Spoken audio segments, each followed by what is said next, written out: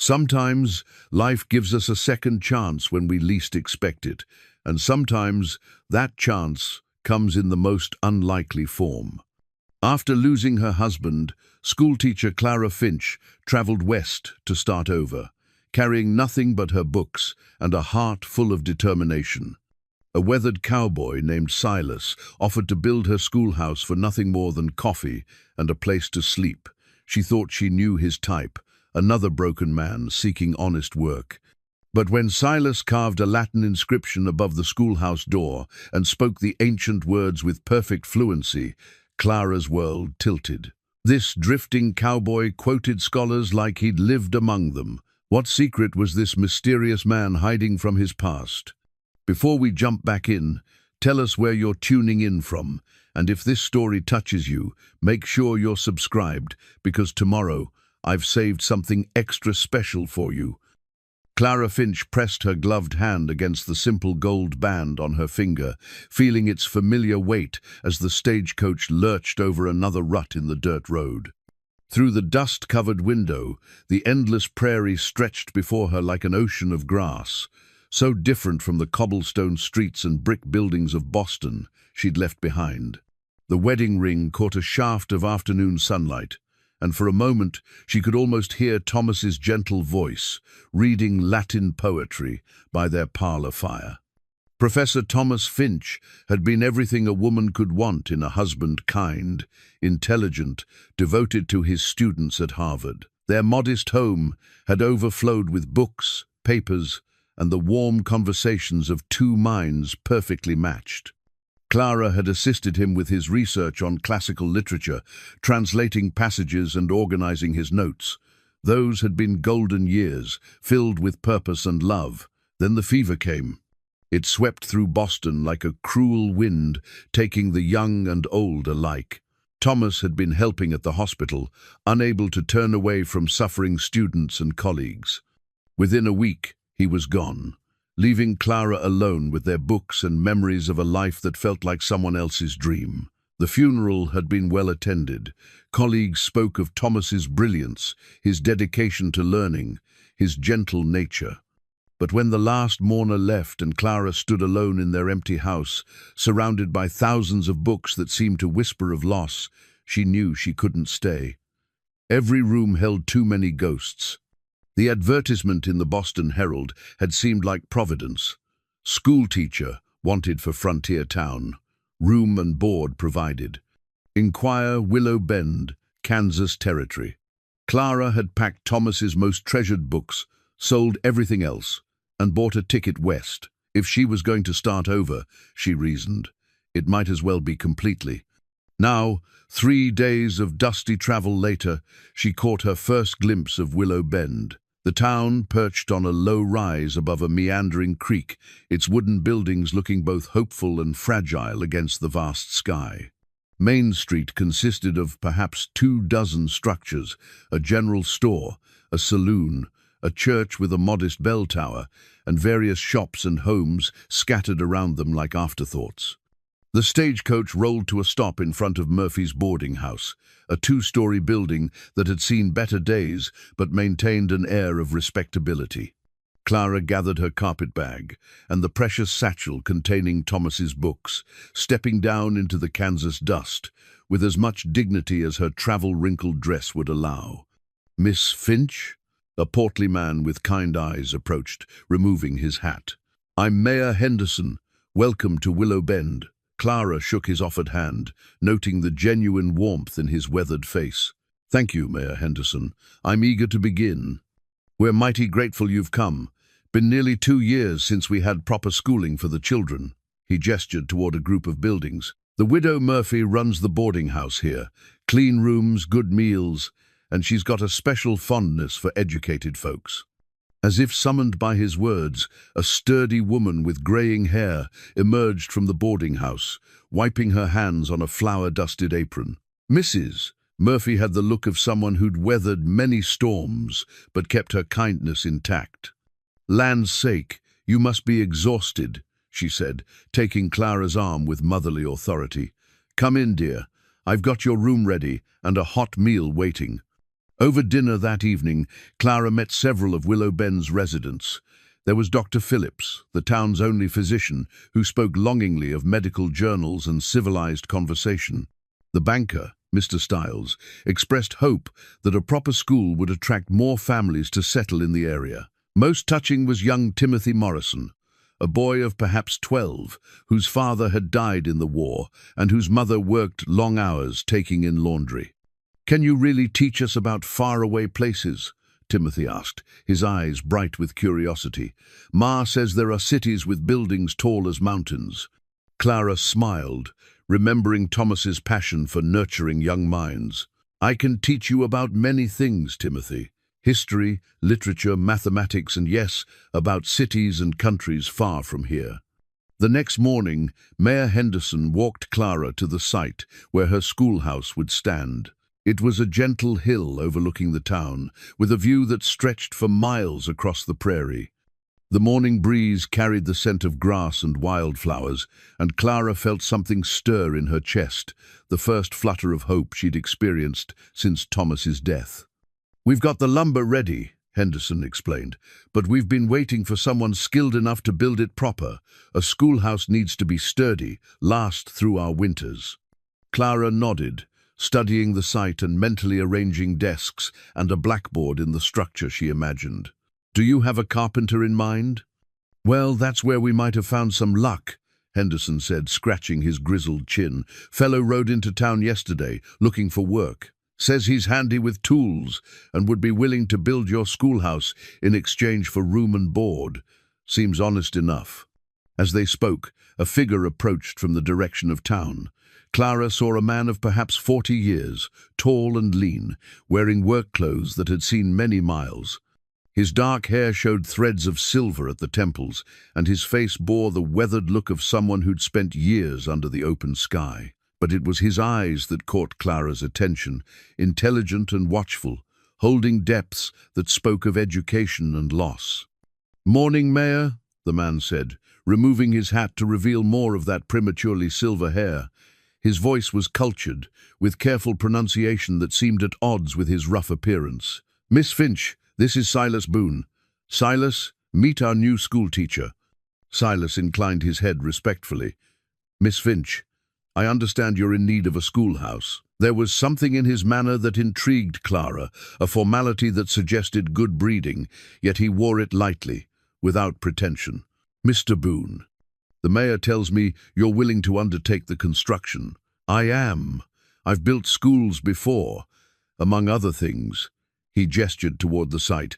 "Good location. The children will have a fine view during their lessons." "What would you require in payment?" Clara asked, expecting to negotiate wages. Silas shook his head. "Room and board would suffice. Perhaps coffee, if Mrs. Murphy can spare it." "I'm not looking to make a profit, Miss Finch, just to keep my hands busy with honest work." Clara studied his face, noting the careful way he spoke, the respectful distance he maintained. Most drifting men would name a price, or at least hint at wanting something more than mere subsistence. This man asked for almost nothing, which made her wonder what he might be running from. "That seems more than fair," she said finally. "When could you begin?" "Tomorrow, if the weather holds." Silas replaced his hat and stepped back. "I'll start by surveying the site properly, then begin with the foundation. Should have it completed within the month." After he left, Henderson walked Clara back toward town. "Seems like a decent fellow," he mused. "Quiet, but polite. Mrs. Murphy says he paid for a week's room in advance, which speaks well of his character." Clara nodded, but her mind lingered on the brief encounter. Something about Silas Boone didn't quite fit the image of a drifting cowboy. The way he'd assessed the building site suggested knowledge of construction, yes, but also something more, an understanding of how light would fall through windows, how children's voices would carry in the space. Most curious of all was his speech, careful and educated, though he seemed to be making an effort to keep it simple. That evening, Clara sat in her small room at Murphy's boarding house, surrounded by Thomas's books. She'd unpacked his worn leather journal, filled with his notes on Latin poetry and classical philosophy. The familiar sight of his careful handwriting brought both comfort and pain. She thought about the day, about the kindness of the townspeople, and the hope she'd felt standing on that hill. Willow Bend might not be Boston, but it offered something she desperately needed: a chance to honor Thomas's memory by teaching, by nurturing young minds the way he had.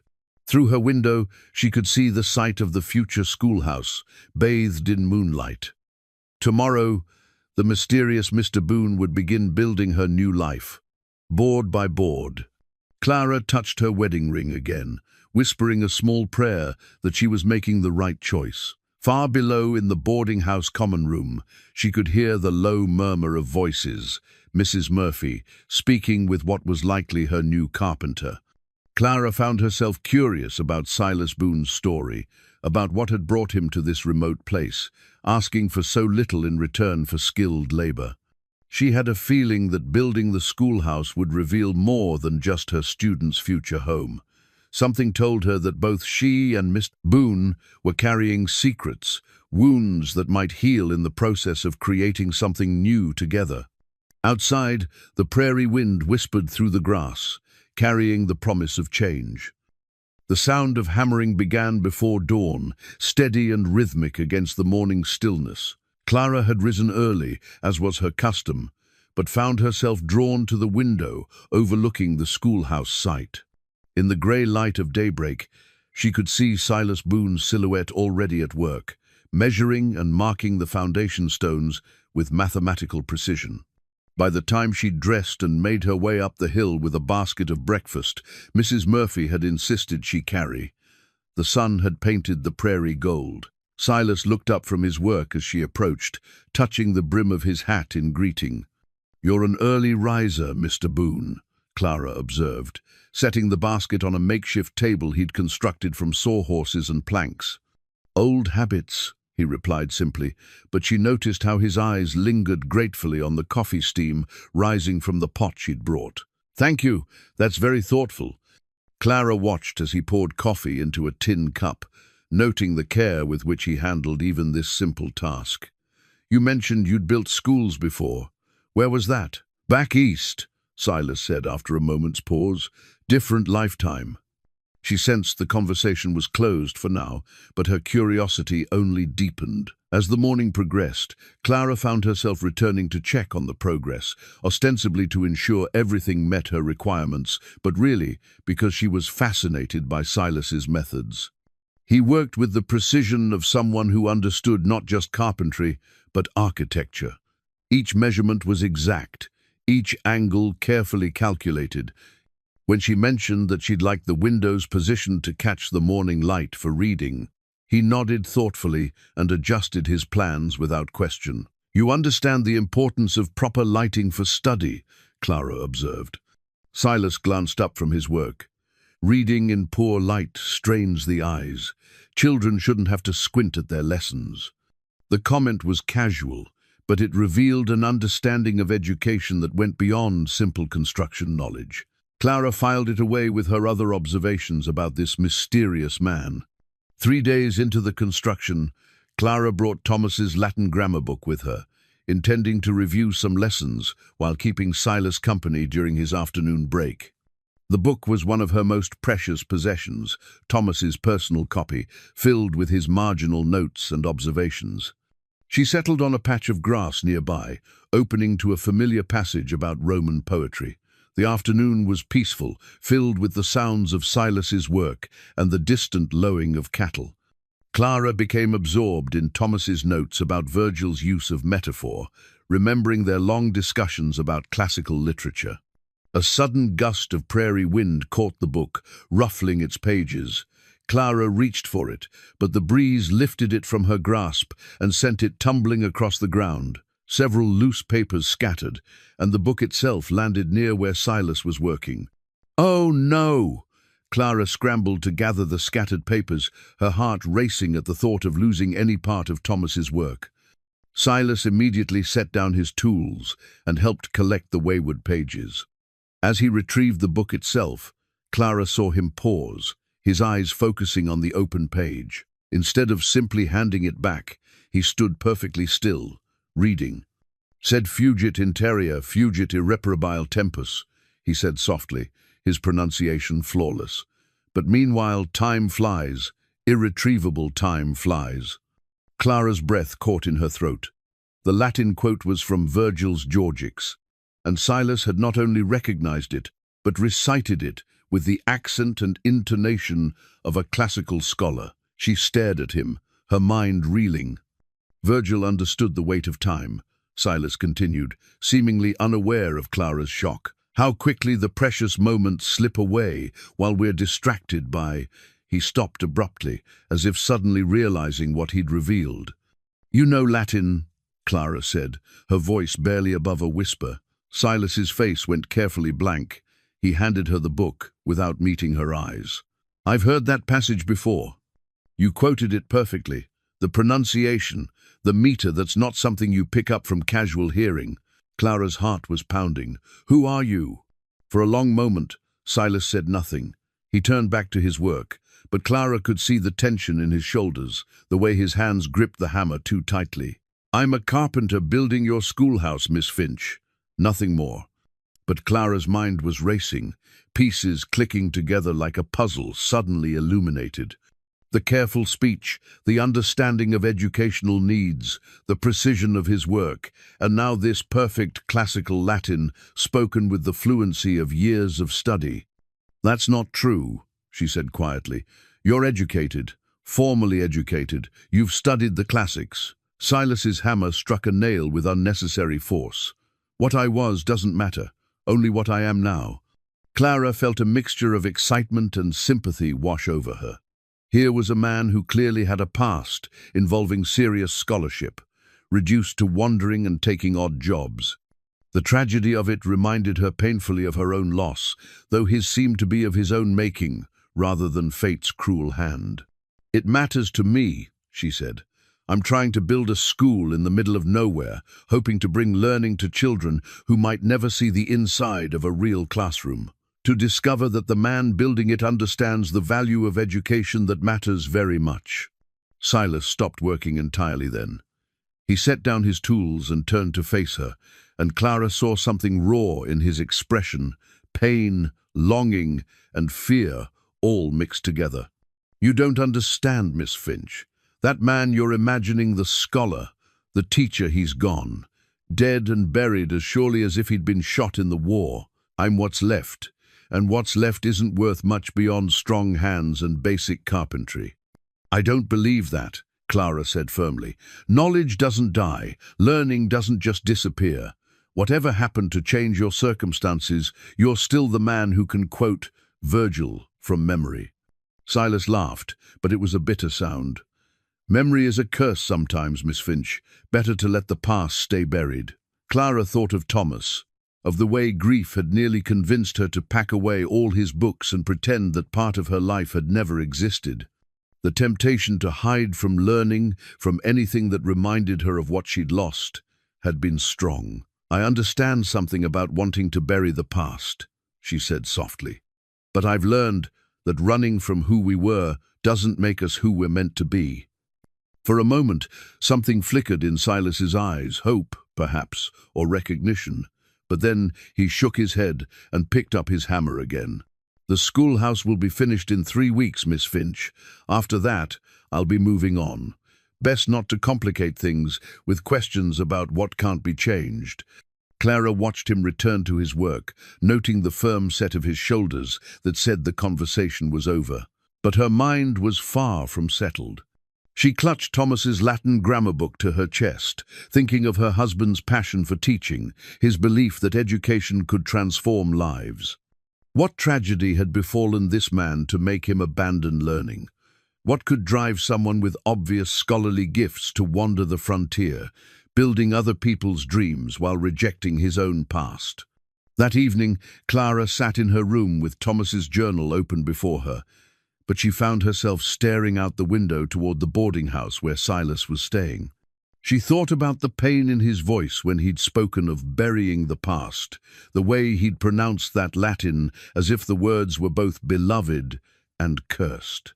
Clara had come west to start over, to find a new purpose after devastating loss. But what if she'd found something else entirely, someone else who needed to rediscover his purpose? The thought both thrilled and frightened her. She touched her wedding ring, remembering Thomas's gentle encouragement whenever she doubted herself. What would he say about this mysterious man with the educated voice and the wounded eyes? What would he say about the way her heart had raced when Silas quoted Virgil with such beautiful precision? Outside her window, the half-built schoolhouse stood silhouetted against the stars, a promise taking shape board by board.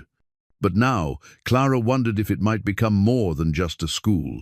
Perhaps it would become the place where two lost souls found their way back to who they were meant to be. The next few days passed in careful dance of curiosity and evasion. Clara found herself inventing reasons to visit the construction site, checking measurements, discussing window placement, bringing meals that Mrs. Murphy insisted were too much for one person. Each time, she tried different approaches to draw Silas into conversation about his past, and each time he deflected with the skill of someone well-practiced at avoiding personal questions. She began to notice small things that intrigued her further.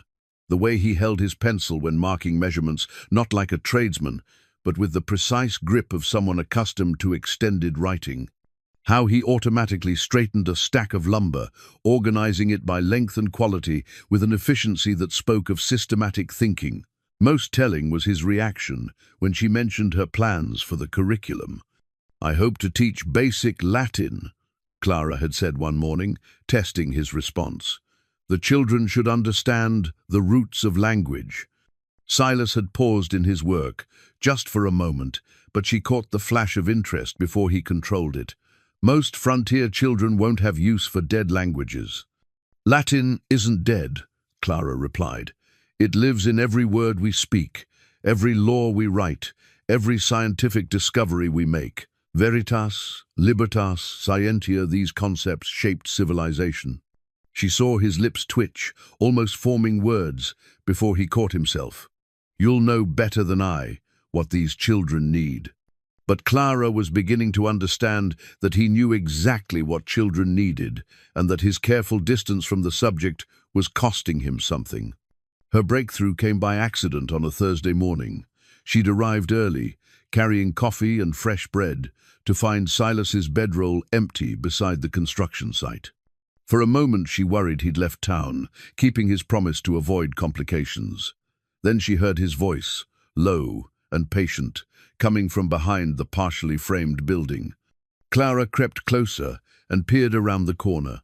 Young Timothy Morrison sat cross-legged in the grass, while Silas demonstrated something with a piece of charcoal on a flat board. "You see, Timothy, numbers aren't just for counting cattle or measuring grain," Silas was saying, his voice carrying the natural rhythm of a born teacher. "They're the language God used to design the world. Look here." He drew a triangle. "This shape appears in the strongest structures, from the pyramids of Egypt to the roof of a simple barn." Timothy's eyes were wide with fascination. "Really? The same shape in Egypt as on our barn?" "Exactly the same. Men discovered long ago that a triangle distributes weight perfectly. The ancient Greeks proved it mathematically, and every builder since has used that knowledge." Silas drew more lines, showing how triangular supports strengthened the schoolhouse frame. "Learning connects everything, Timothy. History, mathematics, building, it's all one great conversation across time." Clara's heart clenched at the passion in his voice, the natural ease with which he made complex concepts accessible to a child. This was no drifting cowboy, this was a teacher, perhaps a great one, hiding his light under a bushel of self-imposed exile. When Timothy scampered off to help his mother, Clara emerged from her hiding spot. Silas saw her and immediately began gathering his impromptu lesson materials, his face flushing with embarrassment. "I was just the boy was curious about the construction," he said quickly. "You were teaching," Clara said softly, "and doing it beautifully." Silas's hands stilled on the charcoal. "I shouldn't have. It's not my place." "Who says it's not your place? You made triangles and pyramids come alive for that child. You connected ancient Egypt to his everyday world in 5 minutes." Clara stepped closer. "That's a gift, Mr. Boone, a rare one." For a moment, Silas's careful mask slipped, and she saw naked longing in his eyes. Then he turned away, busying himself with organizing tools. "I agreed to build your schoolhouse, Miss Finch, not to complicate your teaching." "What if I wanted the complication?" Clara asked, surprising herself with her boldness. "What if I told you these children could benefit from another teacher, someone with obvious knowledge and passion?" Silas shook his head firmly. "You don't know what you're asking. Then tell me. Help me understand why a man who can make mathematics poetry for a 12-year-old insists he has nothing to offer." The silence stretched between them, filled only by the morning breeze through the grass. Clara held her breath, sensing she was close to something important. Then fate intervened in the form of a gust of wind that caught Silas's saddlebag, which he'd left propped against a sawbuck. The leather bag tumbled over, spilling its contents across the construction site. Clara automatically bent to help gather the scattered items, spare clothes, shaving supplies, a few tools. Her hand closed on a small, stiff rectangle of paper. Without thinking, she turned it over and found herself staring at a daguerreotype photograph. The image showed a young man in academic robes, standing beside a university building. The formal portrait bore the unmistakable markers of scholarly achievement, the carefully arranged books, the dignified pose, the inscription at the bottom that read, "Professor Silas Boone, Department of Classical Studies, 1859. Clara's breath caught. The man in the photograph was unmistakably Silas, perhaps 15 years younger, his face unmarked by whatever sorrows had driven him to this wandering life. He stood with quiet pride among the trappings of academic success, everything he claimed to have buried forever. "You weren't just educated," Clara whispered, looking from the photograph to Silas, who had gone very still. "You were a professor." Silas reached for the daguerreotype with a hand that trembled slightly. "That man is dead." "No, he's not." Clara's voice grew stronger with conviction. "He's standing right here, building a schoolhouse and teaching triangles to lonely children. He's just forgotten who he is." "You don't understand." Silas's voice carried years of pain. "Professor Silas Boone had everything: position, respect, a future. He lost it all through his own weakness and cowardice. What you see now is what's left, and it's not enough to deserve that title again." Clara studied his face, seeing past the weathered features to the intelligence and compassion that no amount of self-exile could erase. "What happened to you?" For a long moment, Silas stared at the daguerreotype in his hands. When he finally spoke, his voice was barely audible. "I was professor of classical studies at Millbrook College in Pennsylvania. Small school, but respected. I had students who loved learning, colleagues who valued my work, a life built around books and ideas." He paused, his thumb tracing the edge of the photograph. "Then the war came, and everything changed." Clara waited, sensing that pushing would only drive him back into silence. "I enlisted because it seemed the honorable thing to do, left my position, my students, everything I'd built." Silas's voice grew bitter.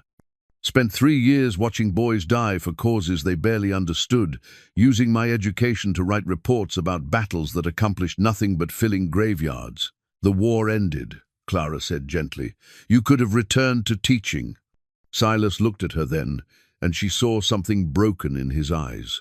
"I tried, but the man who came back wasn't the same one who'd left. I'd seen too much, lost too much. The classical ideals I'd taught, honor, courage, the nobility of human nature, they seemed like children's stories after what I'd witnessed." Clara felt her heart ache for this man, who'd lost not just his position, but his faith in the very principles he'd devoted his life to teaching. She understood now why he insisted the professor was dead. He'd killed that hopeful, idealistic man himself, unable to reconcile his scholarly beliefs with the brutal realities he'd experienced. "So you left," she said. "I ran," Silas corrected harshly. "Abandoned my students, my responsibilities, everything." Became exactly what the war had taught me. I was a coward, pretending to be something better. Clara looked again at the daguerreotype, at the young professor's confident smile, then at the weathered man before her who'd spent years punishing himself for surviving when his ideals hadn't. "You're wrong," she said quietly, and something in her tone made him look up. "You didn't abandon anything. You're still teaching, still sharing knowledge, still making learning come alive for curious minds. You just forgot that wisdom earned through suffering might be the most valuable kind of all." The discovery of the daguerreotype changed everything between Clara and Silas, though neither acknowledged it directly. Their conversations during work breaks grew longer, more personal. Clara found herself sharing stories about Thomas, about their life together, and the devastating emptiness his death had left behind. In return, Silas began to reveal fragments of his former life, memories of eager students, the satisfaction of helping young minds discover the beauty of ancient literature, the way Latin poetry had once made his heart soar. "Thomas taught classics too," Clara said one afternoon, sitting in the shade of the half-completed schoolhouse walls. "He used to say that Latin was the backbone of all learning, that understanding it was like having a key to unlock centuries of human thought." Silas nodded, his hands busy carving what appeared to be decorative trim for the window frames. "Your husband was wise. I used to tell my students that Latin wasn't a dead language but a sleeping one, waiting in the roots of every word they spoke." "You said used to again," Clara observed gently. "But the way you explain it now, it's still alive in you, that love of teaching." Silas's carving knife paused. "Love doesn't always survive reality, Miss Finch. Sometimes what we love most becomes what we can no longer bear to touch." Clara watched his hands resume their careful work, noting the precision and artistry in every cut. What if touching it again was the only way to heal?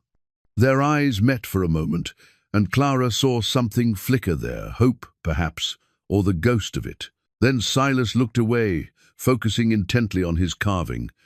"Tell me about your wife," Clara said, shifting the subject to what she sensed was even more painful territory. Silas's hands went completely still. For so long that Clara thought he wouldn't answer, he sat silent. Then, his voice barely above a whisper, he began to speak. "Margaret. She was the daughter of the college president, but that's not why I loved her. She had this way of listening, really listening, when I talked about my work. Most people's eyes would glaze over when I discussed irregular Latin verbs or the intricacies of Cicero's rhetorical style. But Margaret would ask questions that showed she understood not just what I was saying, but why it mattered to me." Clara felt a pang of recognition. She sounds like Thomas in that way. He made me feel like my thoughts were valuable, worth hearing. Margaret was studying to become a teacher herself. We planned to work together someday, maybe start our own school. Silas's voice grew softer, more distant. "We had a son, James, just 2 years old when I enlisted." He had Margaret's eyes and her quick mind already speaking in full sentences, asking endless questions about everything he saw. The past tense made Clara's heart ache. "What happened to them?" Silas set down his carving tools, his shoulders sagging under an invisible weight. "Influenza epidemic swept through town in the winter of '63. I was in Virginia, fighting in the mud and cold, writing letters home about how much I missed them. Margaret wrote that they were both feeling poorly, but she didn't want to worry me.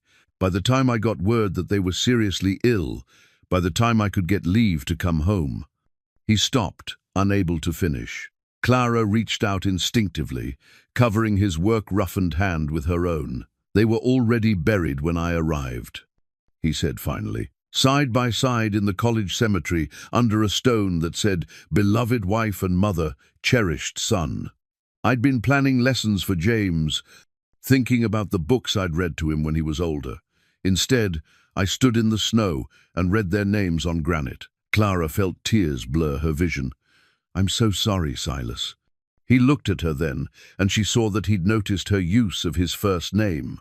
The formality they'd maintained was dissolving, replaced by something deeper and more dangerous. "I tried to go back to teaching after that," Silas continued. Stood in front of classrooms full of young men not much older than my James would have been, tried to make them care about dead poets and ancient philosophy. But every eager face reminded me of what I'd lost. Every question about Latin conjugations felt like a mockery of the conversations I'd never have with my son. So you left the college. I ran away from everything that reminded me of them, of the life we'd planned together. Kept running until I ended up here, building other people's dreams, because I didn't have the courage to rebuild my own. Clara squeezed his hand, understanding now the full weight of his self-imposed exile. You didn't run from cowardice, Silas. You ran from unbearable pain. There's a difference. Is there? His voice held years of self-recrimination. Margaret believed in the power of education, the importance of passing knowledge to the next generation. If she could see me now, she'd see a man who's been carrying grief for 10 years and is finally ready to lay it down, Clara said firmly. She'd see someone who still loves learning enough to teach triangles to lonely children, who carves beauty into wood even when he thinks no one is watching. Silas looked down at his hands, still covered by hers. You don't know me as well as you think. I know you've been writing, Clara said quietly, and his head snapped up in surprise. I found a piece of wood yesterday with poetry carved into it. Beautiful lines about prairie sunsets and the way grass moves in wind. That's not the work of a man who's given up on beauty. Silas pulled his hands free, his face flushing. You shouldn't have. That was private. Poetry isn't meant to be private. It's meant to be shared, to help others see the world through new eyes. Clara leaned forward. You've been writing again because something in this place, in this work, is calling that part of you back to life. Don't romanticize this, Clara. The use of her first name sent a small thrill through her, even as his tone warned her off. I'm a broken man building your schoolhouse. When it's finished, I'll move on, and you'll find a proper teacher for these children. What if I don't want you to move on? The words slipped out before Clara could stop them, hanging in the air between them like a bridge neither had intended to build. Silas stared at her for a long moment, something raw and vulnerable in his expression. Then he stood abruptly, gathering his tools. That would be a mistake, Clara, for both of us. But as he walked away, Clara noticed that he didn't deny wanting to stay, and when she looked at the wood shavings scattered around where he'd been working, she saw that his decorative trim was actually an intricate pattern of leaves and vines, a border that would frame the windows like illuminated manuscript pages, bringing art and beauty to her simple schoolhouse. That evening, Clara sat in her room with Thomas's journal open before her. But instead of reading her late husband's notes, she found herself writing her own thoughts.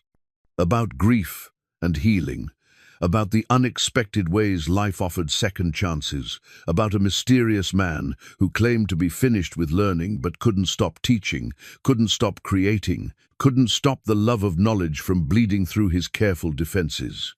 Outside her window, she could see a faint light in Silas's room at the boarding house. She wondered if he was writing too, carving poetry into scraps of wood, trying to make sense of feelings he'd thought were buried forever. The prairie wind whispered through the grass, carrying the scent of coming rain and the promise of things growing in unexpected places. As the schoolhouse took shape, so did something neither Clara nor Silas had expected, a sense of shared purpose that went beyond mere construction. The building was more than halfway complete now, its frames solid against the prairie sky, its windows positioned perfectly to catch the morning light. But it was the details that revealed Silas's true nature. Hand-carved molding around the doorframe, carefully fitted floorboards that would never creak or sag, and built-in shelves, designed specifically to hold the books Clara treasured. You've put more work into this than any contract would require, Clara observed one morning, running her fingers along the smooth surface of a reading bench. Silas had built beneath the largest window. Good work is its own reward, he replied, but Clara caught the flush of pride in his cheeks. This was a man who had forgotten the satisfaction of creating something beautiful, something that would outlast his own lifetime. Word of the schoolhouse's progress had spread throughout the county. Families who had never considered formal education for their children began stopping by to see the work in progress. Clara found herself fielding questions about curriculum, enrollment, and teaching methods, questions that excited her more than she'd expected. "Will you teach reading to all ages?" asked Mrs. Patterson, whose eldest daughter was 16 but had never learned more than basic letters. "Sarah's been wanting to learn, but she feels foolish starting so late." "Learning has no age limit," Clara assured her. "We'll have different levels for different needs." As these conversations unfolded, Clara became aware that Silas was listening intently, occasionally offering suggestions about classroom arrangement or teaching techniques. His input was always valuable, revealing an understanding of pedagogy that went far beyond his claimed experience. "You might consider setting up smaller study areas," Silas said one afternoon after a group of parents had left. "Some children learn better in intimate settings rather than large groups." "That's an excellent suggestion," Clara replied. "Did you find that effective in your own teaching?" Silas caught himself, realizing he'd revealed more than intended. "I just remember being a student once." But Clara was beginning to recognize the pattern. Silas's knowledge ran too deep, his insights too sophisticated to be mere memories of his own schooling. He was a natural teacher, fighting against his own instincts, and the battle was becoming harder to maintain. The breakthrough came through young Timothy, who had taken to spending every free moment at the construction site. The boy's hunger for knowledge was evident in his constant questions, his eagerness to help with any task, his wonder at every new aspect of the building process. "Mr. Boone," Timothy said one afternoon, watching Silas carve a decorative panel for the teacher's desk, "how do you know exactly where to make each cut? It's like you can see the pattern inside the wood." Silas paused in his work, considering the question seriously. "Sometimes the pattern is already there, Timothy. The wood has its own grain, its own strengths and weaknesses. A good craftsman learns to work with those natural qualities rather than against them." "Like people?" Timothy asked with startling insight. "Ma says everyone has their own grain, their own way of learning things." Clara felt her breath catch at the boy's wisdom and Silas's thoughtful nod. "Your mother is very wise," Silas said. "Yes, exactly like people. A good teacher." He stopped abruptly, realizing where his words were leading. "A good teacher does what?" Timothy prompted, his young face bright with curiosity. Silas looked at Clara, who nodded encouragingly. "A good teacher learns to see each student's natural grain and helps them develop their own strengths, rather than forcing them into someone else's pattern." "Will Miss Finch be that kind of teacher?" Timothy asked. "I believe she will," Silas said quietly, his eyes meeting Clara's. "She has the gift of seeing people as they truly are." That evening, Clara found herself arranging the collection of children's slates that had arrived from back east. Each slate represented a student she hadn't yet met, a mind waiting to be awakened to learning. As she stacked them carefully on the shelves Silas had built, she found herself imagining the classroom filled with eager faces, young voices reading aloud, the scratch of slate pencils working through problems. But increasingly, her vision included another teacher, a tall, patient man who could make ancient history come alive, who understood that each child learned differently, who carried within him a love of knowledge too deep to be buried by grief. The next morning brought the first real test of the community's commitment to education. Clara arrived at the construction site to find a group of men gathered around Silas, their voices raised in what appeared to be an argument. "Unseemly for an unmarried woman to spend so much time alone with a drifter," one man was saying. "People are starting to talk, Miss Finch." Clara recognized Jebediah Morse, a farmer whose stern religious views made him suspicious of any deviation from strict propriety. Behind him stood two other men, their faces set in disapproving lines. "Mr. Morse," Clara said coolly, "Mr. Boone is building our schoolhouse. Naturally, I need to oversee the work." "Oversee from a distance, perhaps," Morse replied. "But you're out here every day, sharing meals, having private conversations. It's not proper behavior for a widow woman, especially one who's supposed to be setting an example for our children." Clara felt heat rise in her cheeks, not from shame but from indignation. My behavior has been entirely appropriate. Mr. Boone has shown nothing but respect and professionalism. Maybe so, said another man, but appearances matter. We can't have our schoolteacher's reputation questioned. My reputation is my own concern, Clara replied firmly, and I'll thank you not to dictate how I conduct my affairs. Throughout this exchange, Silas had remained silent, his face carefully neutral. But Clara could see the tension in his shoulders, the way his hands gripped his tools. She realized with a pang that this was exactly the kind of complication he'd feared. Perhaps, Silas said quietly, it would be better if I worked alone from now on. The schoolhouse will be finished within the week. No, Clara said quickly, then forced her voice to remain calm. Mr. Boone's suggestion isn't necessary. We've done nothing wrong, and I won't be intimidated into changing proper oversight of an important project. Morse's eyes narrowed. You're making a mistake, Miss Finch. People will stand for whatever serves their children's education best, interrupted Mayor Henderson, who had approached unnoticed. And what serves our children best is having their schoolhouse completed properly and on schedule.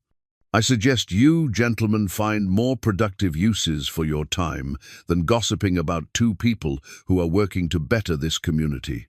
The confrontation ended with muttered complaints and dark looks, but Clara knew the damage was done.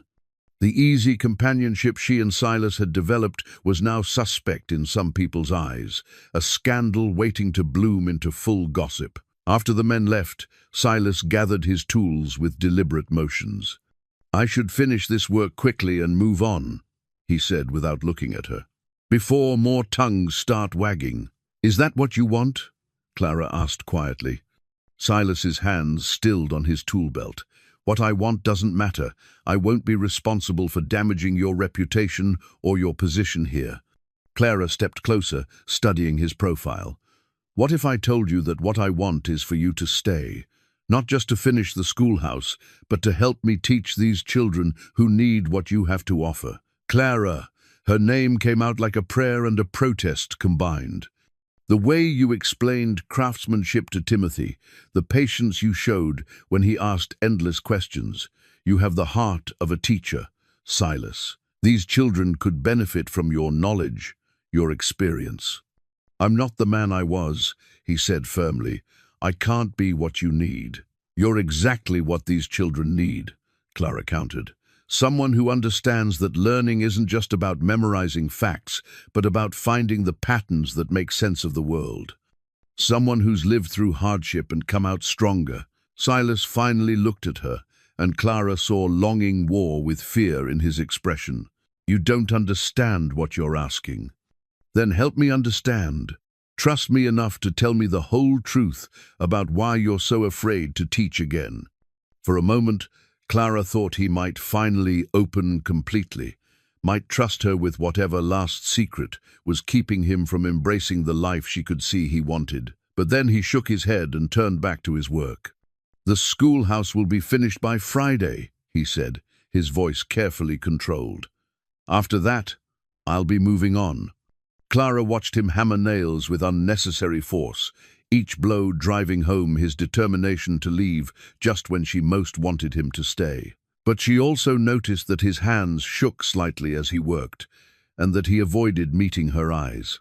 Whatever was driving Silas away, it wasn't lack of feeling. It was something deeper, more painful than the losses he'd already shared. And Clara was beginning to understand that if she wanted to save this man from his self-imposed exile, she was going to have to fight for him, whether he wanted her to or not. The final week of construction passed in tense silence between Clara and Silas. He worked with focused intensity, arriving before dawn and laboring until darkness fell. The few times Clara attempted conversation, he responded with polite monosyllables that made clear he considered their earlier intimacy a mistake to be corrected. But Clara was not easily deterred. She had seen the man behind the careful walls he'd constructed, and she refused to let him disappear without a fight. If direct confrontation wouldn't work, she would find another way. Her opportunity came through Timothy, who continued to hover around the construction site despite Silas's increased reserve. The boys' fascination with learning was obvious, and Clara began bringing books to their afternoon visits, reading aloud while Silas worked. "What does this word mean, Miss Finch?" Timothy asked one afternoon, pointing to a passage in one of Thomas's volumes. "Redemption," Clara read aloud, aware that Silas had paused in his work. "It means to buy back something that was lost, to restore it to its original value. Like when Pa sold his watch during the bad winter, but Ma got it back for his birthday?" "Exactly like that," Clara agreed. "Sometimes the most precious things seem lost forever, but they can be redeemed if someone cares enough to fight for them." She felt rather than saw Silas's sharp look, but he said nothing. That evening, Clara made a decision that would have shocked the Boston society ladies she'd once known. She waited until the boarding house grew quiet, then slipped out into the prairie darkness and made her way to the schoolhouse. The building stood nearly complete in the moonlight, its windows like gentle eyes looking out over the town. Clara had brought Thomas's journal and a small oil lamp. She settled on the front steps and began to write by the flickering light. She wrote about loss and healing, about the courage required to begin again after devastating grief. She wrote about a man who carried ancient wisdom in weathered hands, who could make poetry from carpentry and philosophy from construction techniques. She wrote about recognizing kindred spirits and the responsibility to help them find their way back to themselves. "You shouldn't be out here alone at night." Clara looked up to find Silas approaching through the darkness, his face concerned and exasperated. "I couldn't sleep," she said simply. "Sometimes writing helps me think." Silas hesitated, clearly torn between propriety and genuine worry for her safety. Finally, he settled on the steps beside her, careful to maintain a respectable distance. "What are you writing about?" "Second chances," Clara said. "The way life sometimes offers us opportunities to reclaim what we thought was lost forever." They sat in comfortable silence for a moment, the prairie wind whispering through the grass around them. Then Silas spoke, his voice thoughtful. "I've been working on something too." He reached into his jacket and withdrew a piece of wood, smooth and carved with intricate detail. In the lamplight, Clara could see it was a cross, beautifully crafted with flowing lines and delicate proportions. "For the schoolhouse?" she asked. "I thought if you approved it might go above the door." Nothing too bold, just a simple acknowledgement of the foundation all true learning rests upon. Clara examined the cross more closely, noting the subtle way Silas had worked Latin words into the design, spes and fides, intertwined in the flowing grain.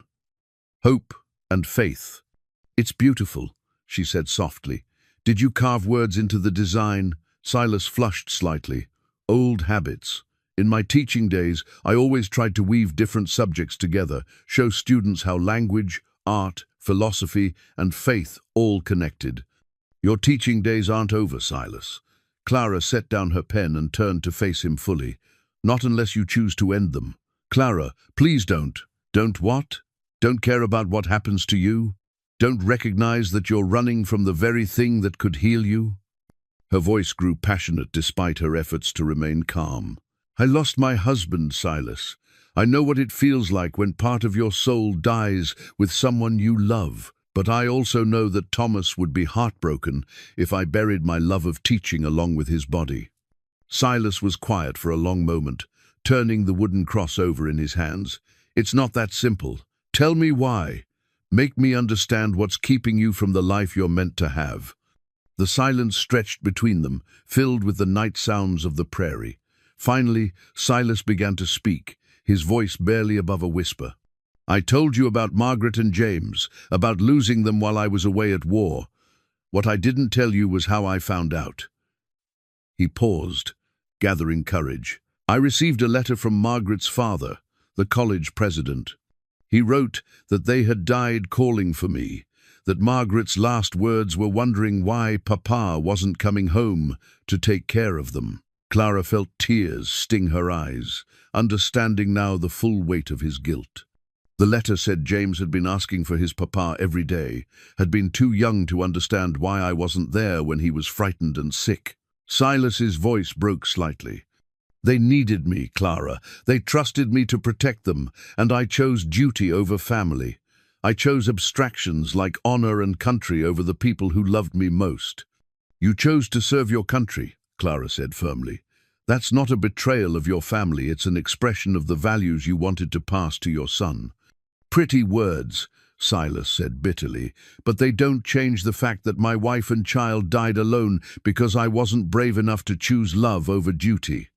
Clara reached out and covered his hands with hers, feeling the roughness of years spent in physical labor. What if your real failure wasn't choosing duty over love, but choosing exile over redemption? Silas looked at her sharply. You've spent 10 years punishing yourself for surviving when they didn't. But what if the way to honor their memory isn't through self-exile, but through becoming the teacher Margaret believed you could be? What if giving your knowledge to children like Timothy is how you keep James's spirit alive? I'm not worthy. According to who? Clara's voice grew stronger. According to the guilt that's been eating you alive for 10 years?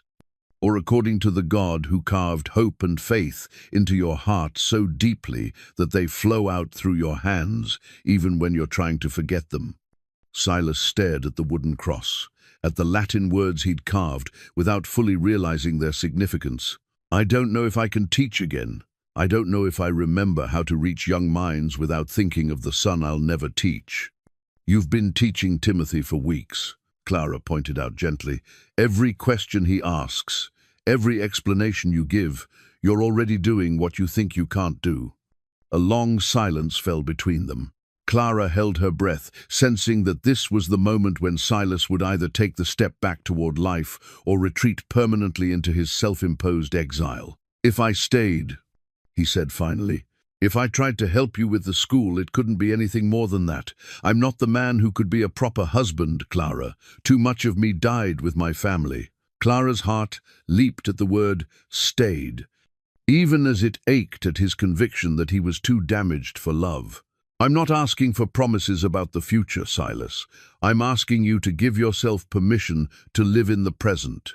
Silas looked at her then, and Clara saw something shift in his expression, not the full surrender she hoped for, but a crack in the wall he'd built around his heart. The schoolhouse will be finished tomorrow, he said quietly. After that, we'll see. It wasn't a commitment, but it was hope. Clara smiled, touching the wooden cross one more time. Hope and faith, she said softly. Sometimes that's all we need to begin again. The schoolhouse dedication was planned for the following Sunday, with families coming from across the county to witness the completion of Willow Bend's first proper school.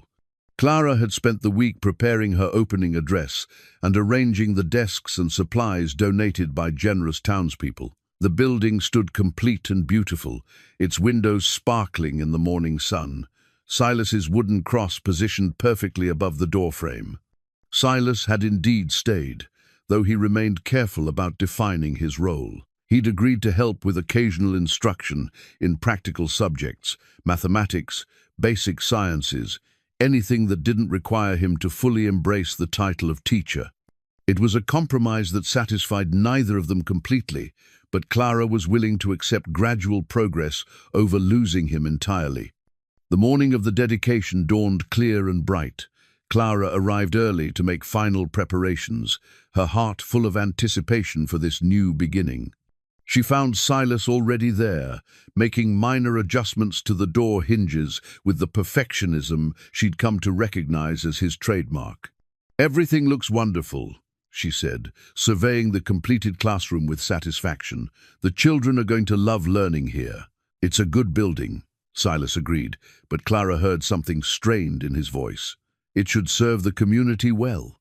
Before Clara could ask what was troubling him, the sound of multiple horses approaching drew their attention to the window. A group of riders was cresting the hill, not families coming for the dedication, but men on official business. At their head rode a figure that made Silas go rigid beside her. "Dear God," he whispered, his face draining of color. The lead rider was a tall, stern-faced man wearing the blue uniform and badge of a federal marshal. As the group drew closer, Clara could see that the other men were deputies, their faces set with the serious expressions of those carrying out official duties. Marshal William Cross dismounted near the schoolhouse steps, his cold eyes scanning the building before settling on Silas. "Silas Boone?" "Yes," Silas answered quietly, his voice steady despite the fear Clara could see in his posture. "You're under arrest for desertion from the United States Army." The marshal's voice carried the weight of absolute authority. "You'll need to come with us." Clara's world tilted.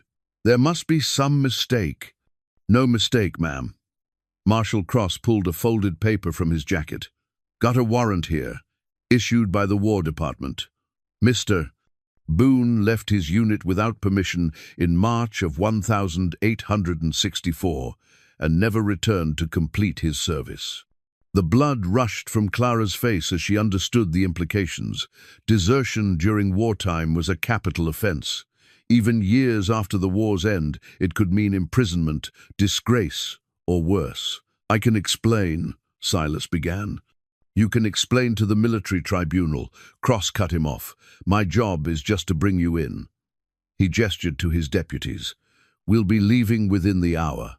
Clara found her voice, stepping protectively closer to Silas. "Surely there are procedures, hearings. He has rights." "He had rights when he decided to abandon his post," the marshal said coldly. "Now he has consequences." As word of the arrest spread through town, a crowd began to gather. Clara saw familiar faces filled with shock and confusion. Mayor Henderson, Mrs. Murphy, young Timothy with tears in his eyes. The dedication celebration was transforming into something much darker. "There has to be more to this story," Henderson said, approaching the marshal. "Silas has been nothing but helpful to our community. He built our schoolhouse, worked with our children. Don't matter what he's done since," Cross replied. "Law is law. He deserted during a time of war." Clara's mind raced, trying to process this devastating turn. Everything Silas had told her about his past had been true, but he'd left out this crucial detail. He hadn't just lost his family and his faith in his ideals. He'd also committed a crime that the government would never forget or forgive. "Marshal Cross," Clara said, fighting to keep her voice steady. "Mr. Boone lost his wife and child during the war. Surely that provides context for—" "Ma'am, I understand you've gotten attached to this man, but the fact remains he broke his oath to the United States Army. Personal circumstances don't excuse treason." The word treason hit Clara like a physical blow. She saw Silas flinch, his shoulders sagging under the weight of shame he'd been carrying all these years. "How long has this warrant been active?" Clara asked, a desperate plan beginning to form in her mind. "Been looking for him for over 10 years, Cross admitted. "He's been good at staying hidden, moving around, never staying in one place long enough for word to reach us. But building a schoolhouse, that's the kind of thing that gets noticed, gets talked about in newspapers." Clara felt sick understanding that Silas's decision to stay and help her had ultimately led to his capture. His first instinct to keep moving, to avoid putting down roots, had been right, at least from the perspective of avoiding this moment. "I need time to gather his things," Clara said quickly. "Surely you can allow that much." Cross consulted his pocket watch. 15 minutes. Then we ride." As the marshal and his men retreated a short distance to water their horses, Clara pulled Silas aside, her heart breaking at the defeat in his eyes. "Why didn't you tell me?" she whispered. "Because I knew how it would sound," Silas replied, his voice hollow. "Because I knew that no matter how I explained it, I'd still be exactly what that marshal called me, a deserter and a traitor. Tell me what really happened." Silas looked around at the townspeople watching from a distance, at the schoolhouse that represented everything he'd wanted to build, but would now never see completed. "I told you I left my unit to go home when my family was sick. What I didn't say was that I'd requested leave 3 times and been denied each time. The commanding officer said the war came first, that soldiers didn't get to run home every time they got worried letters. Clara's hands clenched into fists. "So you went anyway." Margaret's letters were getting more desperate. She wrote that James was calling for me, that she didn't know how much longer. His voice broke. "I couldn't stay and fight someone else's battles while my own family died alone. So yes, I left without permission. I deserted. And when you got home, they were already buried. I'd thrown away my honor, my service record, everything for nothing. I was too late to save them and too much of a coward to go back and face the consequences." Silas met her eyes, and Clara saw decade-old guilt burning there. "I've been running ever since." Clara felt tears streaming down her face, not just for the tragedy of his losses, but for the impossible choice he'd been forced to make. "You chose love over duty, a father's duty to his family over a soldier's duty to his country. A choice that makes me a criminal in the eyes of the law." "Then the law is wrong," Clara said fiercely, surprising them both with her vehemence. Marshal Cross was approaching again, his expression impatient. "Time's up, Boone. Let's go." As Silas was led toward the waiting horses, Clara made a decision that would have astounded her cautious Boston self. "Marshal Cross, I'm requesting a hearing, a formal review of this case before you take him away." Cross paused, eyebrows raised. "On what grounds?" "On the grounds that circumstances matter, that justice requires more than blind adherence to rules written by men who never had to choose between duty to country and duty to family." Clara's voice grew stronger with each word. "This man has spent 10 years punishing himself for a choice that should have earned him compassion, not condemnation." "Ma'am, I don't have authority to—" "Then find someone who does," Clara interrupted. "This community stands behind Silas Boone. We demand he be given a fair hearing before being condemned for choosing his dying family over military bureaucracy." A murmur of agreement rose from the gathered townspeople. Mayor Henderson stepped forward. "Miss Finch speaks for all of us, Marshal. This man has earned our respect and support." Cross looked around at the determined faces surrounding him, clearly uncomfortable with the situation becoming a public spectacle. "I'll send a telegram to my superiors," he said finally, "but until I hear back, Boone remains in custody."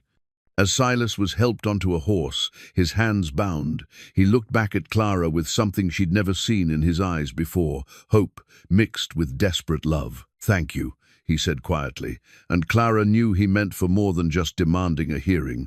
As the Marshal's party rode away, taking with them the man she'd come to love, Clara stood in the shadow of the schoolhouse they'd built together and realized that the real test of her commitment to second chances was just beginning. Clara spent the first night after Silas's arrest, pacing her small room at Murphy's boarding house, her mind racing through legal precedents and desperate plans. She had demanded a hearing, but what good would that do if she couldn't present compelling evidence of Silas's character and circumstances? The federal government had little patience for emotional appeals, especially regarding military justice. By dawn, Clara had formulated a strategy that would have seemed impossible to her former self, the quiet Boston widow who had never challenged authority or fought for anything more controversial than better library funding. But losing Thomas had taught her that some things were worth any risk, and watching Silas arrested had awakened a fierce protectiveness she didn't know she possessed. Her first step was to send telegrams to every contact she could think of who might have influence or information. Thomas had corresponded with colleagues across the country, and Clara still had their addresses.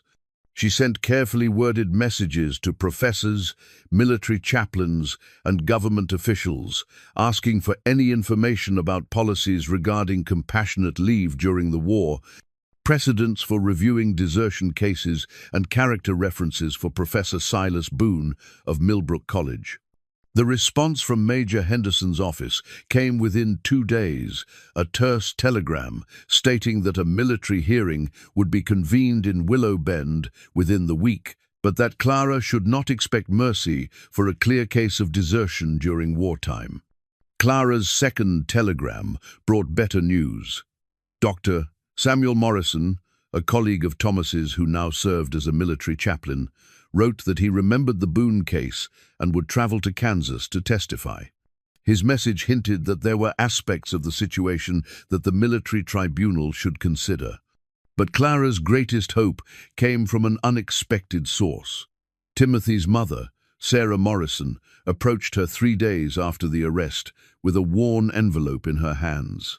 "Miss Finch," she said quietly, "I've been thinking about Mr. Boone's situation. My husband died in the war, as you know, but before he did, he wrote letters about the men in his unit. He mentioned a Professor Boone who'd been trying desperately to get leave to tend to his sick family."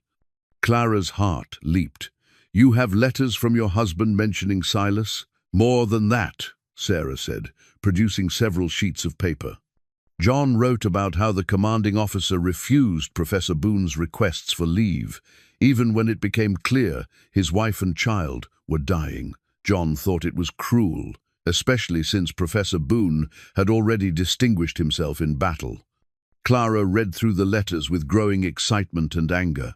Timothy's father had written in detail about Silas's service record, how he'd volunteered for dangerous reconnaissance missions, how he'd saved wounded soldiers under fire, how he'd used his education to help illiterate men write letters home.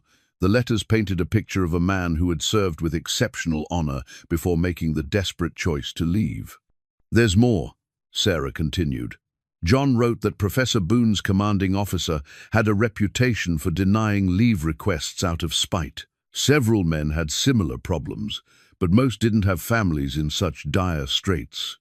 Clara clutched the letters to her chest. This was exactly the kind of evidence that might sway a military tribunal testimony from a fellow soldier about the circumstances surrounding Silas's desertion and his exemplary service before that desperate act.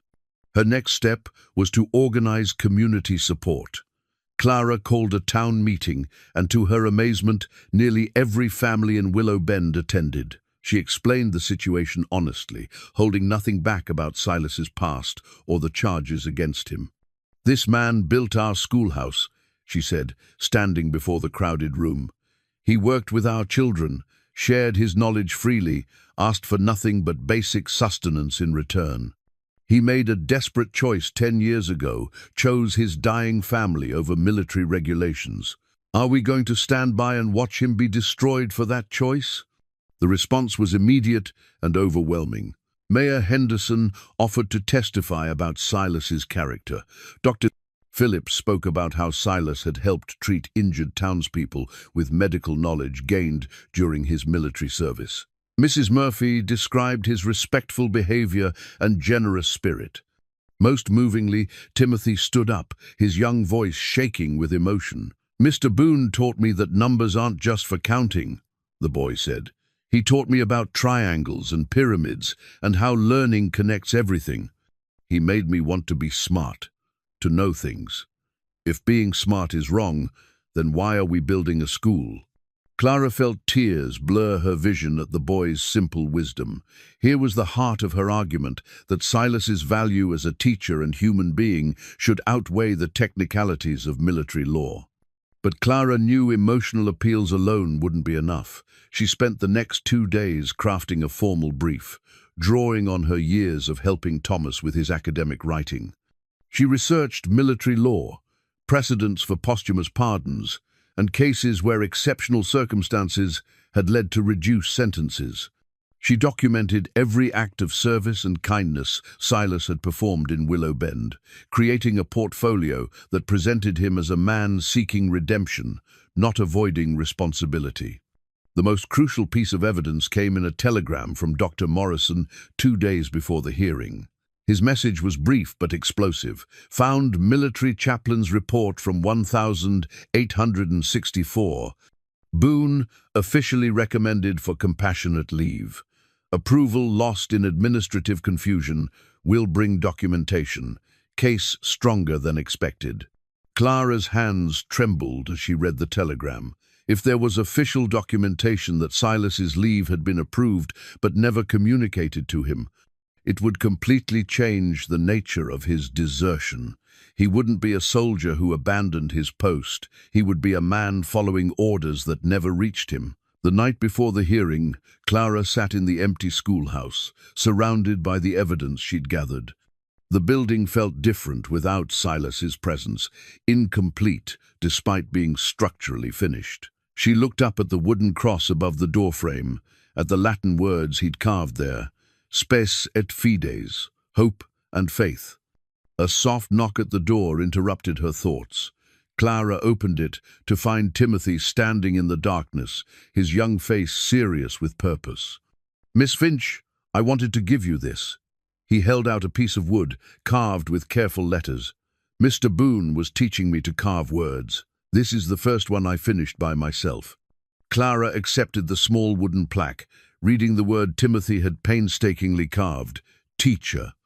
Below it, in smaller letters, he'd added, M.R. Boone. "He said that teaching is the most important job in the world," Timothy explained, "because teachers help people become who they're supposed to be. I think Mr. Boone forgot that he's supposed to be a teacher." Clara knelt down to the boy's level, her heart full of love for this wise child.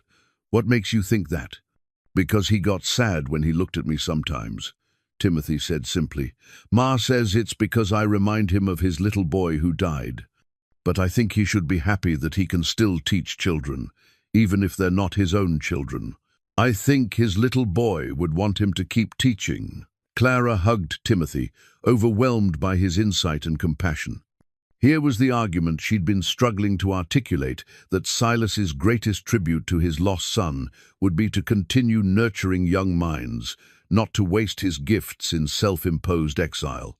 After Timothy left, Clara spent the rest of the night preparing her final arguments. She would present the legal evidence first, the military service records, the documentation of his exceptional conduct, the proof that his leave may have been officially approved. Then she would make the moral case that a man who chose his dying family over military bureaucracy deserved compassion, not condemnation. Finally, she would argue for the future that Silas Boone, the teacher, could do more good for his country, educating frontier children, than Silas Boone, the prisoner, could do, rotting in military jail.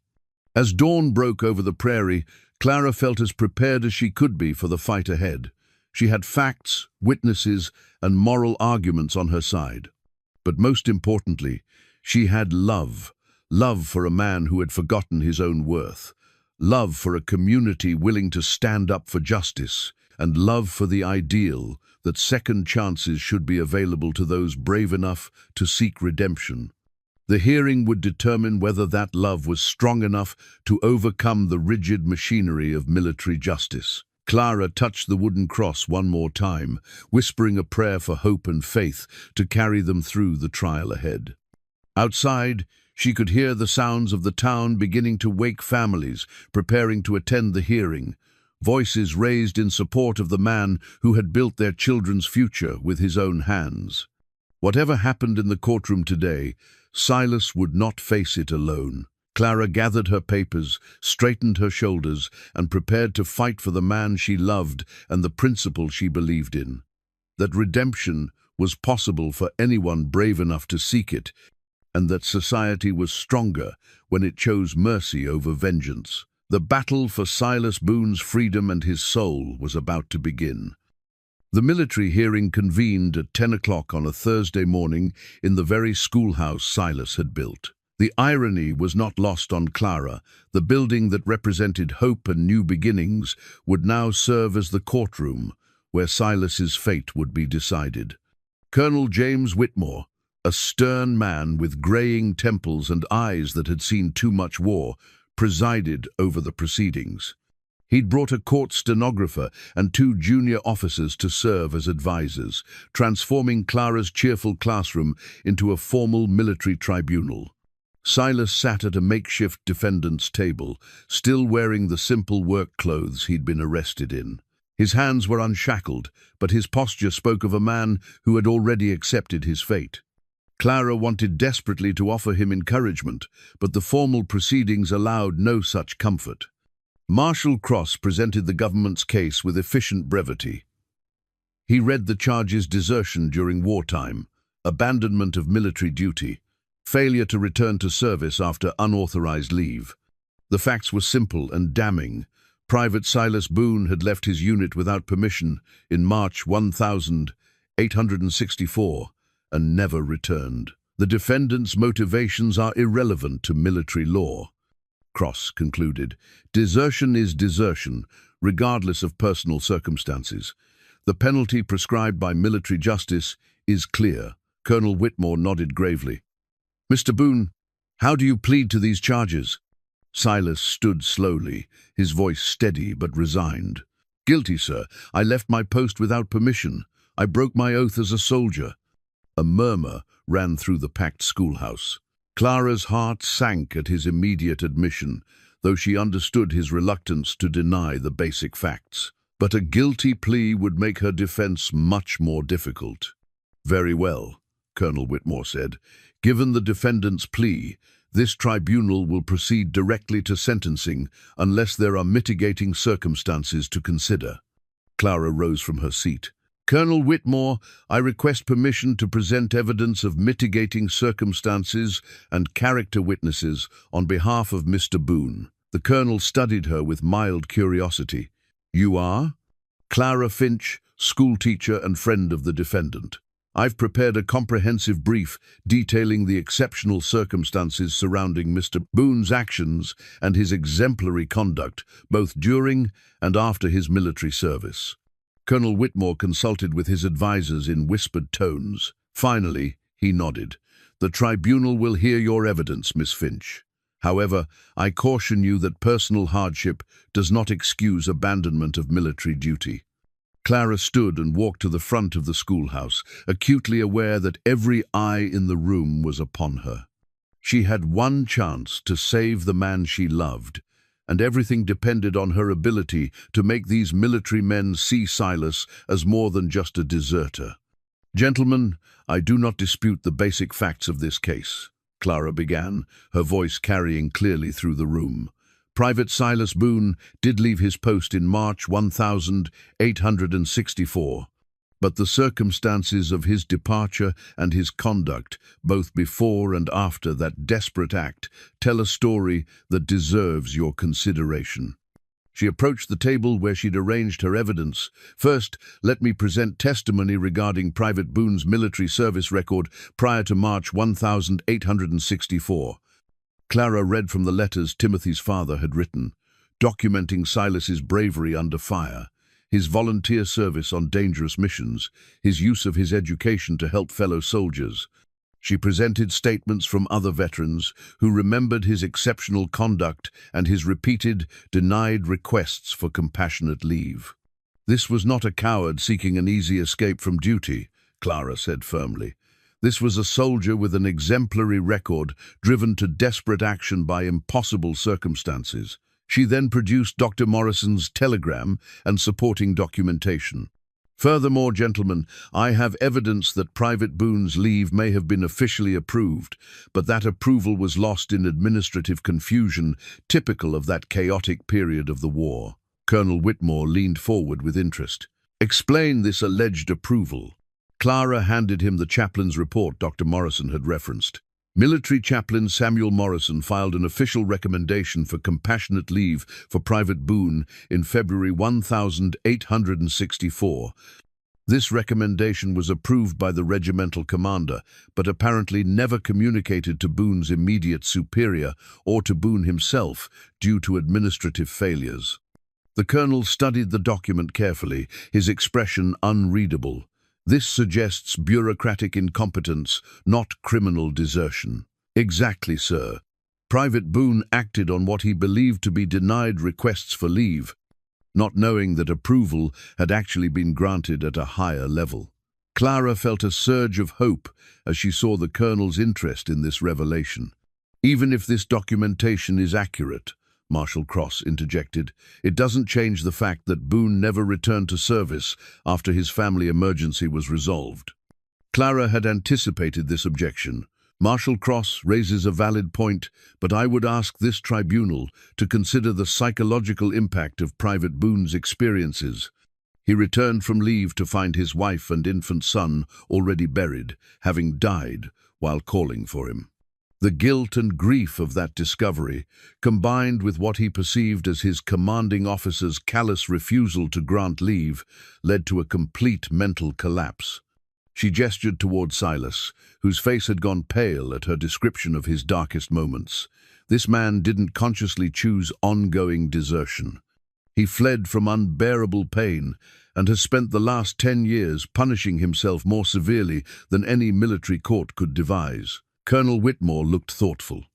You're arguing diminished capacity due to grief and trauma. I'm arguing human compassion, sir, and I'm asking this tribunal to consider what Private Boone has done with the years since his breakdown. Clara turned to face the crowded schoolhouse.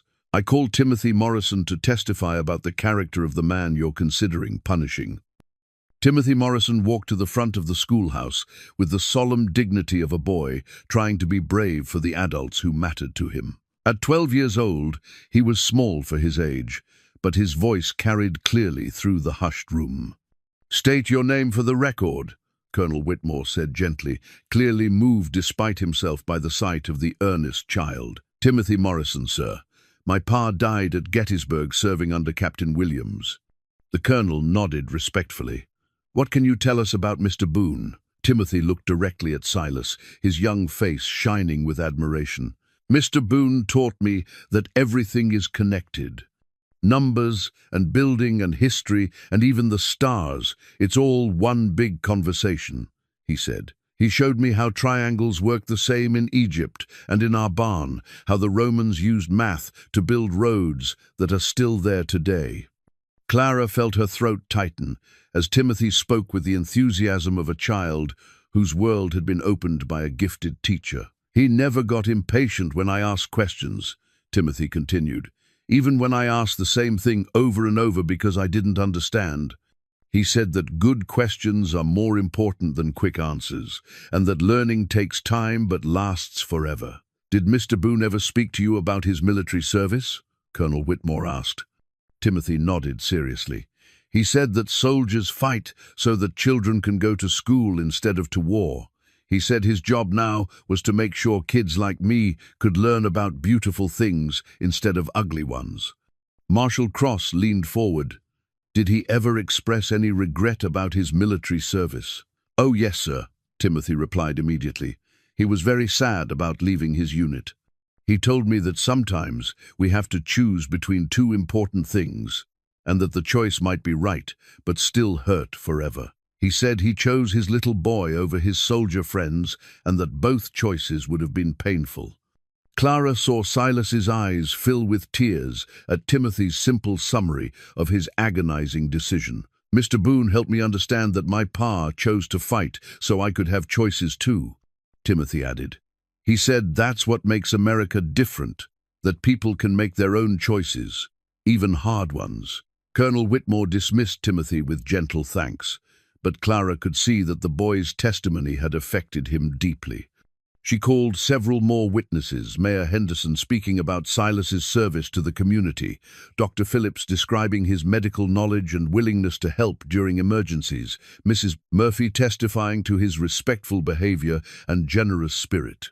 But Clara's most powerful witness arrived just as she was concluding her character testimony. Dr. Samuel Morrison, the military chaplain Thomas had contacted, entered the schoolhouse carrying a leather satchel that Clara prayed contained the documentation that could save Silas. Dr. Morrison, Clara said, can you tell the tribunal about your knowledge of this case? The chaplain, a distinguished man with kind eyes and a bearing that commanded respect, addressed Colonel Whitmore directly. Sir, I served as regimental chaplain during the period in question. I personally handled Private Boone's request for compassionate leave. Colonel Whitmore straightened with interest. You have direct knowledge of the administrative situation. I do, sir. Dr. Morrison opened his satchel and withdrew several official documents. I have here the original compassionate leave request, my endorsement recommending approval, and the regimental commander's signed authorization granting Private Boone 30 days emergency leave to tend to his dying family. A stunned silence fell over the room. Clara felt her heart hammering as she realized that this documentation could completely exonerate Silas. Furthermore, Dr. Beese, Morrison continued, I have correspondence showing that this approval was forwarded to division headquarters, but never transmitted back down to the company level due to a clerical error. Private Boone's immediate commanding officer never received notification that the leave had been granted. Marshal Cross stood up abruptly. May I examine those documents? Colonel Whitmore nodded, and the papers were passed between the officials. Clara watched anxiously as they studied the evidence that could transform Silas from a deserter into a victim of military bureaucracy. These documents appear authentic, Colonel Whitmore said after several tense minutes. If accurate, they indicate that Private Boone was operating under officially approved leave when he departed his unit. But he never returned after his emergency leave expired, Marshal Cross pointed out. Dr. Morrison nodded gravely. That's true. However, I would direct the tribunal's attention to the final document in that packet, a letter from Private Boone to me, written after he discovered his family had died. In it, he expresses his intention to return to duty, but admits to being in a state of complete mental collapse. The chaplain's voice grew compassionate. Gentlemen, I've counseled many soldiers dealing with loss and trauma. Private Boone's psychological state, as described in his letter, was that of a man temporarily incapable of rational decision-making. He wasn't choosing desertion, he was lost in grief so profound it rendered him unable to function as a soldier or anything else. Colonel Whitmore examined the letter, his expression grave. This puts an entirely different complexion on the case. Clara held her breath, sensing they were at the crucial moment. Colonel, I submit that the evidence shows Private Boone to be not a deserter, but a dedicated soldier broken by loss and betrayed by administrative incompetence. The question before this tribunal is not whether to punish him for crimes he didn't commit, but whether to recognize his service and help him reclaim the productive life he's been rebuilding. The colonel looked at Silas, who sat stunned by these revelations. Mr. Boone, did you know your leave had been officially approved? Silas shook his head, his voice barely audible. No, sir. I was told repeatedly that such requests were being denied, that the war came first. I believed I was breaking military law when I left. And yet you left anyway. Yes, sir. I couldn't let my family die alone, even if it meant court-martial. Silas's voice grew stronger. I've spent 10 years believing I was a coward and a traitor. Learning that my leave was approved, it doesn't change the pain of losing them, but it changes everything else. Colonel Whitmore conferred with his advisors in hushed tones that seemed to last forever.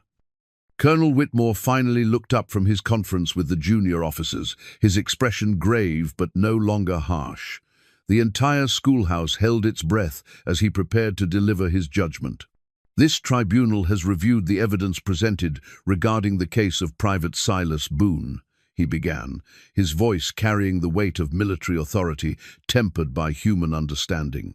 The documentation provided by Chaplain Morrison clearly establishes that Private Boone's initial departure from his unit was covered by officially approved compassionate leave, though that approval was never properly communicated through the chain of command. Clara felt her knees nearly buckle with relief, but she forced herself to remain steady.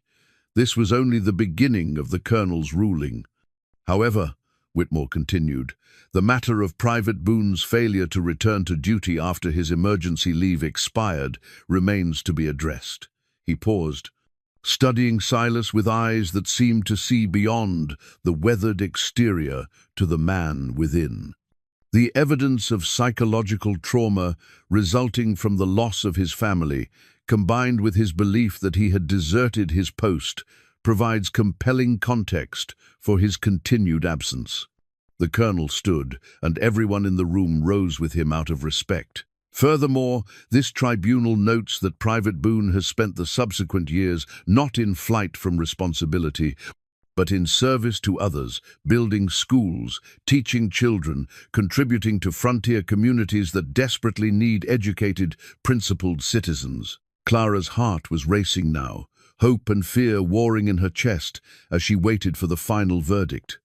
Therefore, it is the ruling of this tribunal that Private Silas Boone is hereby cleared of all charges of desertion and dereliction of duty.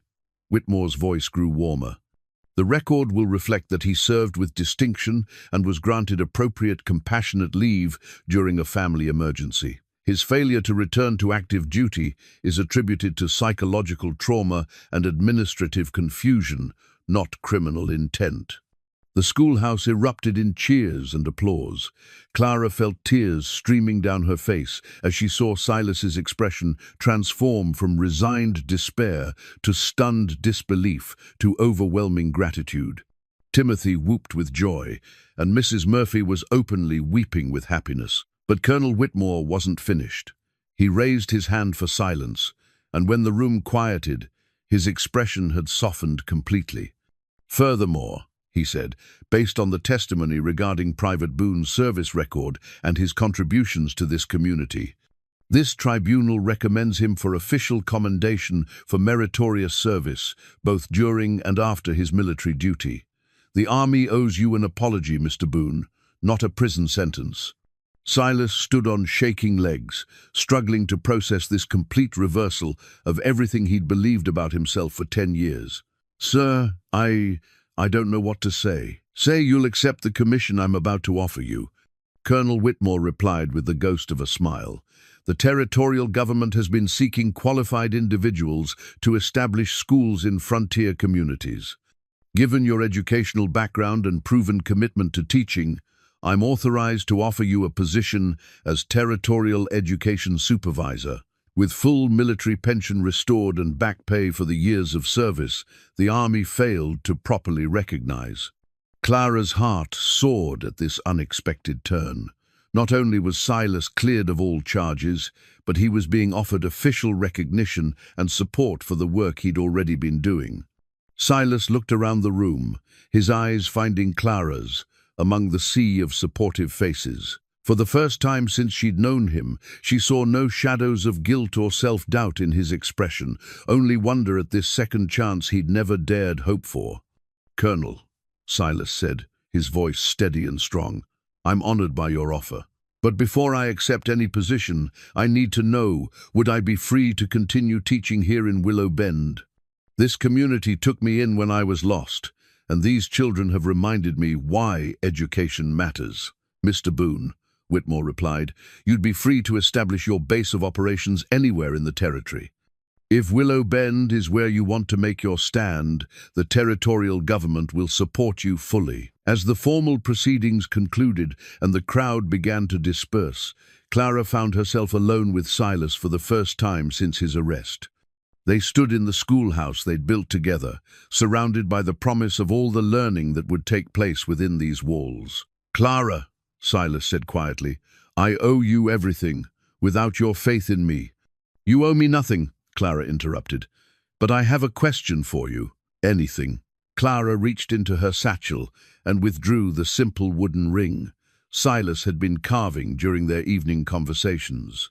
She'd found it among his belongings after his arrest, recognizing it immediately as a wedding band crafted with the same care he brought to everything he touched. Were you making this for someone in particular? She asked, holding up the ring.